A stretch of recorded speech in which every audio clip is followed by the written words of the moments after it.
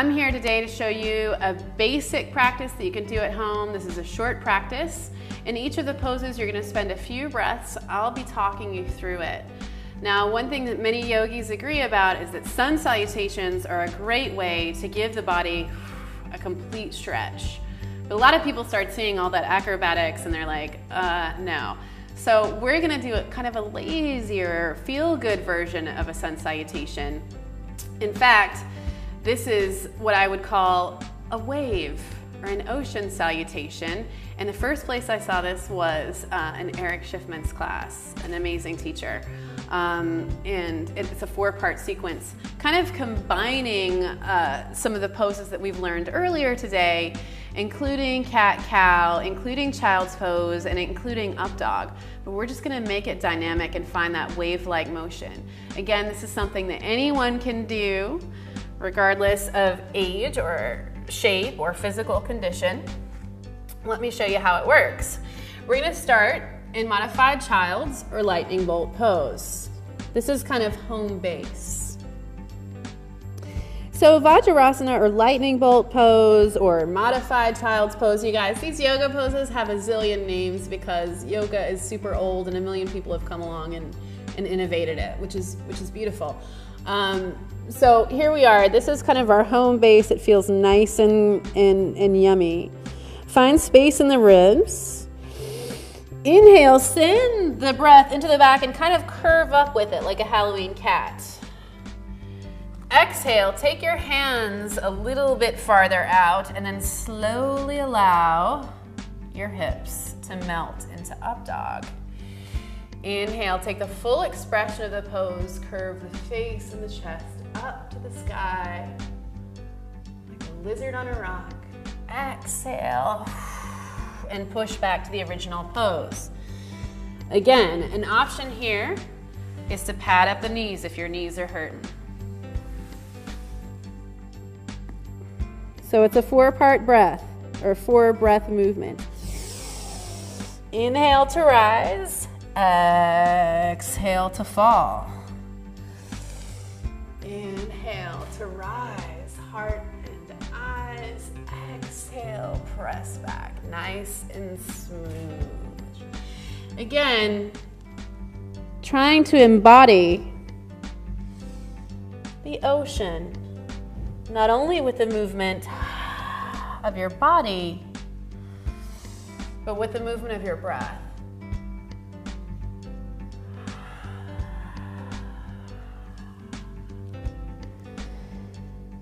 So to recap, inhale to cat, exhale, entering down or up dog.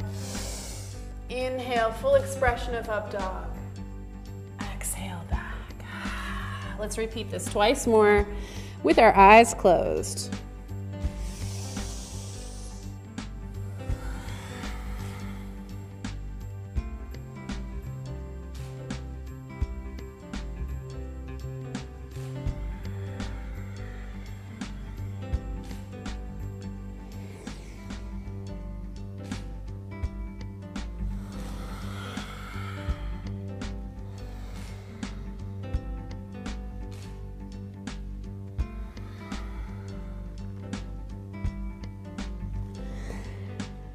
Take a moment or two once you've finished.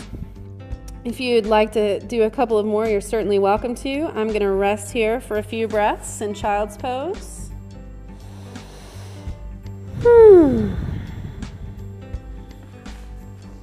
Nice. Then I'm going to go ahead and straighten out my mat.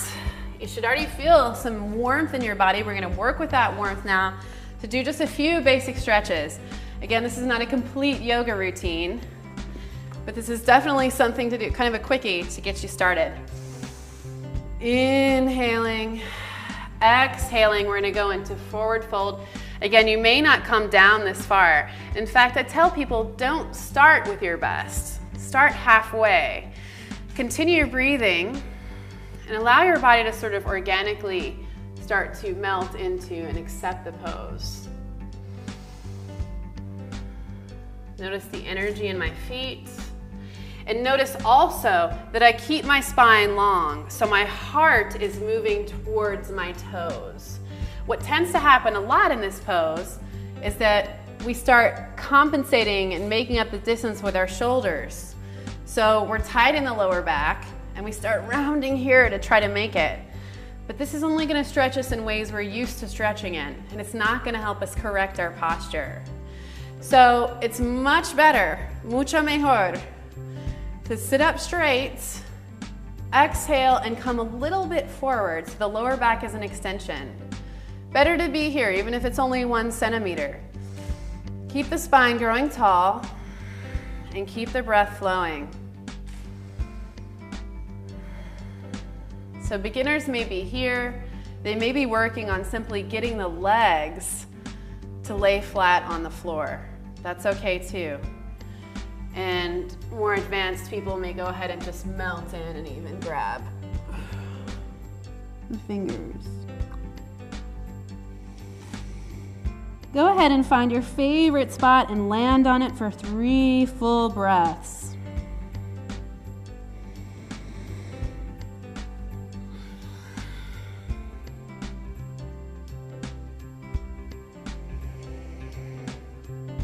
Kind of neat to feel your ribs moving toward your thighs.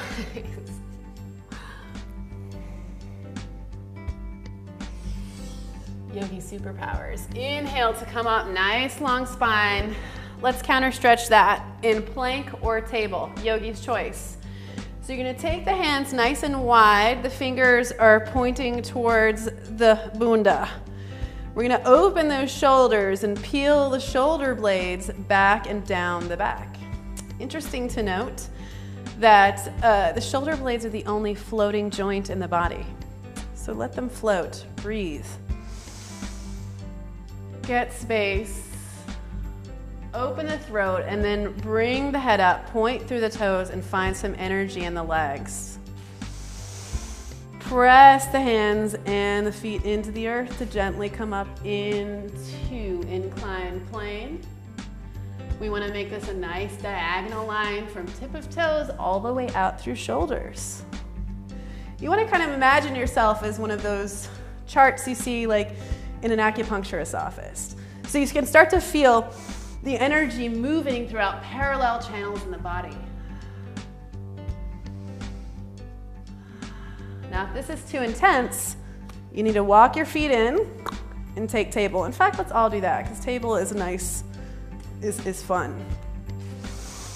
Inhale, press the ground away. You gotta root down to come up. And then advanced options here are just to play with one leg. Ta-da! Any way you want. You can get Pilates about it and make some circles. Keep the structure of your table. Oh, I need to balance it out. All kinds of options. And then, this is the fun part, our table gets to wobble or lean. Take the sacrum down towards the heels. Ooh la la. That's a great one. When you feel your sacrum come into contact with the earth, it's like a sigh of relief. It's like, oh, thank you. Right? So, once you feel the thank you, come on to the forearms. Open the chest. And tilt the head back. This pose does not have a name. This is my kind of a hybrid pose to open the throat and relax the lower back. Exhale, slowly curl down onto the mat. And then take bridge pose. So you're gonna press the feet into the floor. Inhale to rise. You have a choice of staying here or making it dynamic if you're trying to get more of a workout by pulsing down, exhaling here, inhaling to rise. You can do as many reps of that as you like. And then once you've found the happy place, definitely take the full expression of the pose or take a supported version. Let's stay here for 3 breaths.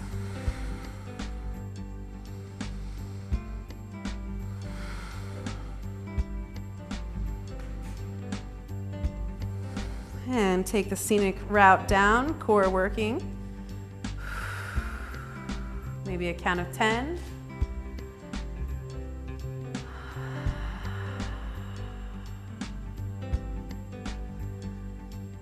Go ahead and shift your knees from side to side and take some gentle twists. This is really fun. Honestly, no one can object to this. You're going to take your gaze in the opposite direction as the knee and just kind of allow the spine to twist.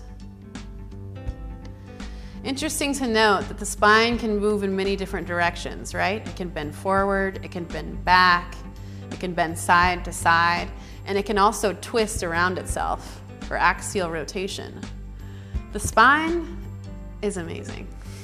And whenever you're ready, slowly roll back onto your back, take your legs down, and rest in Shavasana. At least 2 or 3 minutes here to let the work set. Enjoy the feeling of your breath freely roaming throughout your body, of your blood freely roaming, playing, reaching all of the corners it needs to. And once you finish with Shavasana, it's a great overall well-rounded warm-up for you. About 5 minutes forward, back bending, side bending, just to get you ready for the day. I'm Liz McDonald, teaching at my studio Brazilian Yoga and Pilates. Thank you for watching my beginner sequence. Namaste.